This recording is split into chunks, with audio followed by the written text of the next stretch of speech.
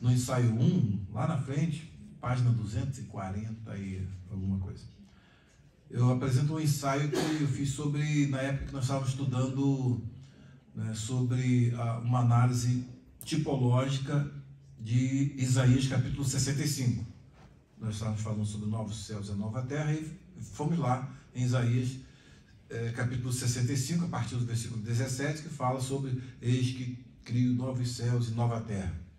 Então, mostrando que o novo céu e a nova terra de Isaías, em contraste com o novo céu e a nova terra de Apocalipse, escatológico.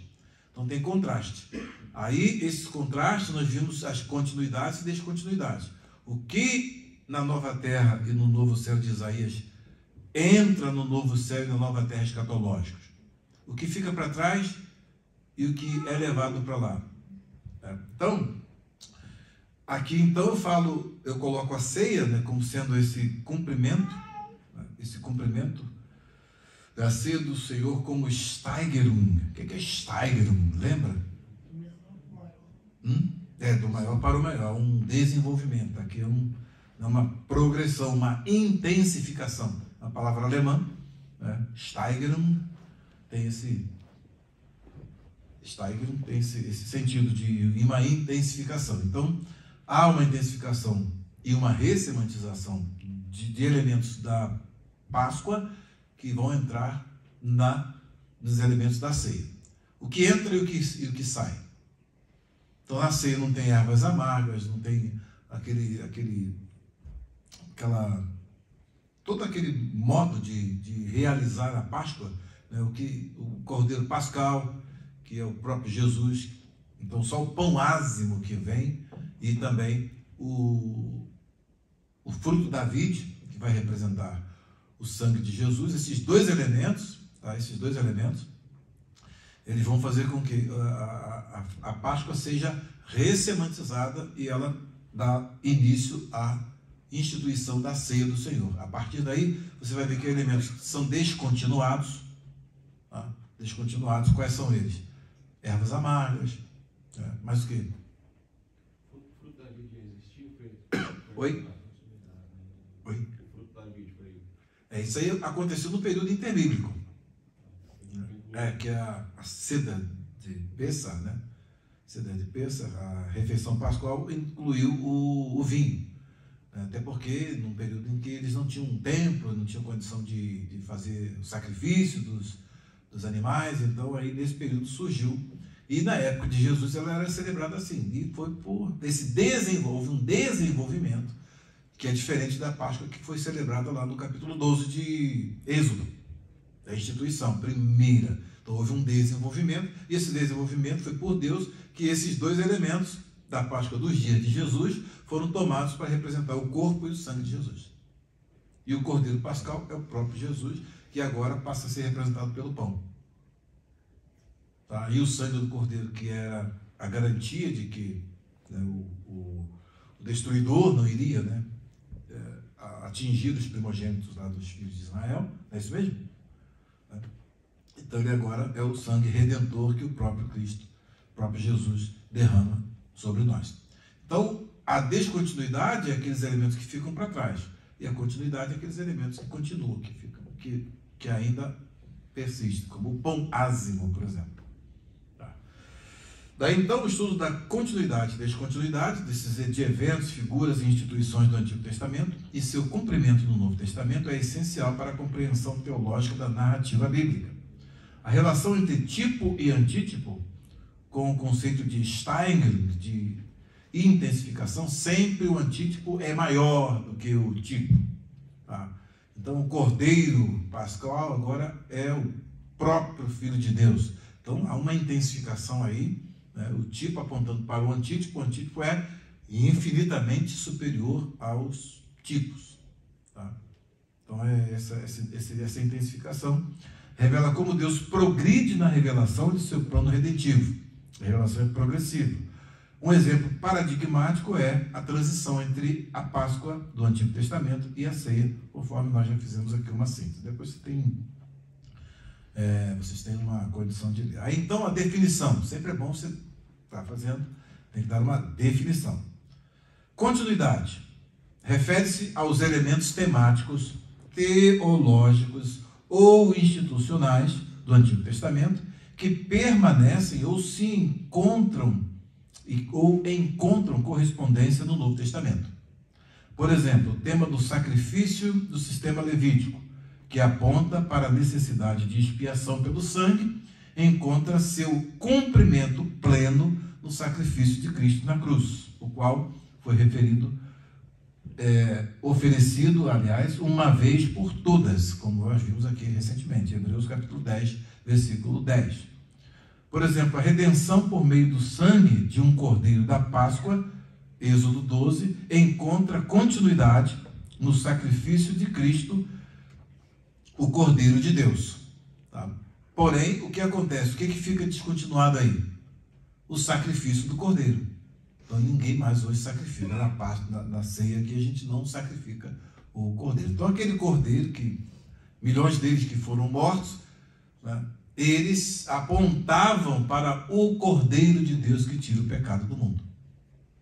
Então, tem uma relação entre eles. Só que o cumprimento há um Steigerung aí, é um desenvolvimento enorme dos cordeiros que aos milhões foram mortos para um único sacrifício, um único cordeiro que oferece a sua vida por nós, derrama o seu sangue por nós e é um cordeiro poderoso para retomar a sua própria vida e depois aplicar o seu sacrifício lá no tabernáculo celestial, no templo celestial, onde nós nos apresentamos a Ele e Ele intercede por nós, como sumo sacerdote nosso. Então, o sumo sacerdócio, que é uma instituição da antiga aliança, os sumos sacerdotes humanos, eles morriam, então tinham que ser substituídos. Agora temos um sumo sacerdote que morreu uma única vez, mas ressuscitou, o que não aconteceu com nenhum sumo sacerdote da antiga aliança. Então, esse é um sumo sacerdócio superior, infinitamente superior e eterno. Ele não tem mais, necessidade de ficar morrendo e ressuscitando. É uma vez só e ressuscitou, e hoje ele intercede por nós como nosso sumo sacerdote. Então, a instituição do sumo sacerdócio, ela é substituída pelo que acontece plenamente em Jesus. Deu para entender? Tá. O que fica para trás aí de descontínuo na primeira aliança em relação ao sumo sacerdote? O que acontecia com o sumo sacerdote, que depois tinha que ser trocado? Eles morriam, né? Eles morriam. Então eram trocados porque morriam. Então esse morrer do sumo sacerdote é uma característica descontinuada com o novo sumo sacerdote, o sacerdote para o qual eles apontavam. Por quê? Porque esse já não morre mais. Morreu uma única vez, ressuscitou e agora está vivo e vive para sempre. Então aí houve uma descontinuidade na morte do sumo sacerdote que acontecia na antiga aliança, né? E agora temos um sumo sacerdote que nunca mais, não precisa ser trocado, porque ele não vai morrer e ele é eterno. Deu para pegar a questão desse conceito? A descontinuidade, por outro lado, refere-se àquelas transformações ou progressões que transcendem o contexto imediato do tipo, como nós contamos, o sumo sacerdócio, o cordeiro. Então, há uma transformação aí nisso. Por exemplo, a transição do templo físico para o templo espiritual. Então, nós temos a primeira transição ocorrendo. O templo físico passa a... Para quem? Quem é para que ele apontava? Para o templo, primeiramente para o templo físico. Quem era esse templo que veio? O Senhor. Né? Destrua esse templo que em 3 dias eu levanto. Então, e daí você pega aqui João, capítulo 2, versículo 19 a 21, Jesus lhe respondeu: destruí este santuário, ou este templo, e em 3 dias o reconstruirei.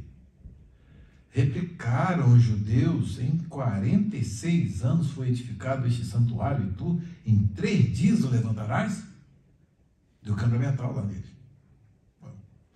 Ele, porém, se referia ao santuário do seu corpo. Ok. Aí depois, logo em seguida, o que acontece? Então, essa transição do santuário que diversas teve que ser reconstruído, outros que foram destruídos e tudo mais, dão lugar ao antítipo, que é o corpo de Cristo, que se considera ele mesmo é o templo para o qual aqueles templos apontavam. Mas reflete uma descontinuidade significativa, onde o local de adoração deixa de ser um edifício específico para ser a própria presença de Deus habitando em cada crente. Depois, quando nós nos tornamos o corpo de Cristo, em que nós nos tornamos? Templo de Deus.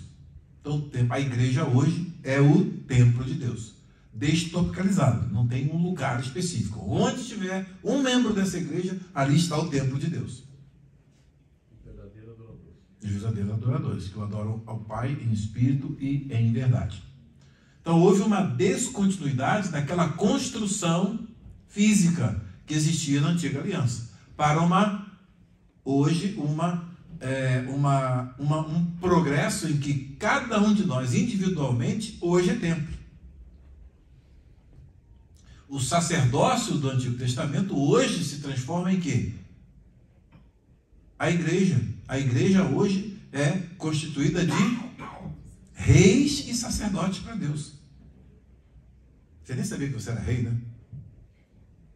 Nem sabia que você vai reinar para todo sempre com o Cordeiro de Deus. Sabia sim, claro que sabia. Percebe bem? Então há uma progressão, é o Steigerung, né? Então essa intensificação. Tá? Então a Páscoa, por exemplo, era limitada a Israel. Tá? A Páscoa era limitada a Israel. A ceia do Senhor é celebrada universalmente por todos os crentes. No mundo inteiro hoje, os crentes que são o templo de Deus, hoje celebram a ceia. Então você vê que há uma intensificação. Tá? Então é a descontinuidade daquela instituição da Páscoa e uma instituição de uma nova, que apontava para essa nova instituição, que é a ceia do Senhor, que vai ficar até que ele venha. Né? E isso vai, aí vamos, a visão mais ampla. Isso aí, essa ceia aponta para quê? Até que eu beba de novo no reino do meu Pai. Aí vem o grande, que tem nos evangelhos, né? O grande banquete, a última ceia que a gente vai participar, a última que é o início de infinitas outras, né? No reino vindouro, no novo céu e na nova terra. Tá? Então, uma instituiçãozinha pequena, nesse movimento de intensificação, está apontando para algo magnífico e eterno. Tá? Então, é isso aí que é a relação entre tipo e antítipo. Ok?